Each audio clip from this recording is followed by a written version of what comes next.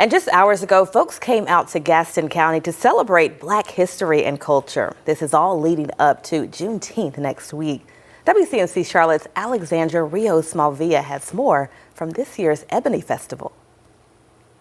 The sounds of music, laughter, and celebration filled the Rainbow Ball Field Saturday night as families gathered to kick off the 8th annual Gastonia EbonyFest Juneteenth Festival. But organizers say this event is much more than food and entertainment. This year's theme is rooted in resilience, a reflection of people whose sacrifices helped shape the community generations later. For founder and committee chair Tasha White, that history isn't something to read about in a book.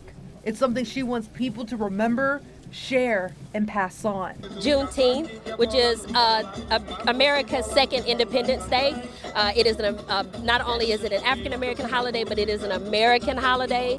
As she dug deeper into Gaston County's history, she discovers stories she says many lifelong residents never learned growing up. Stories of Black-owned businesses, community leaders, and everyday people whose contributions helped build the area. As I started to look into our history, because our theme this year is rooted in resilience, I found so many people that other people didn't know about.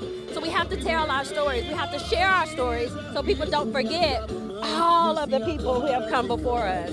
One of those stories is about a local woman who donated her land so families in Renlo could have a park like this one to enjoy. A reminder, Tasha says, that resilience often starts with ordinary people making extraordinary sacrifices. I believe if we tell our stories and share our stories and remember who we are, then we can only strive for history, culture, and excellence.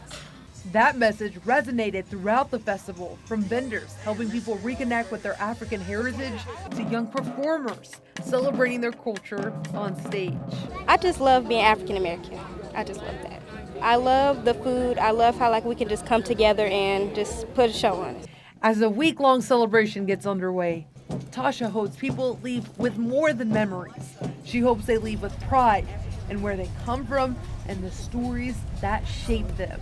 If you just remember who you are and think higher of yourself, everything is possible. Organizers say this year's EbonyFest is just getting started, with events planned throughout the entire week leading up to the weekend's Juneteenth Festival.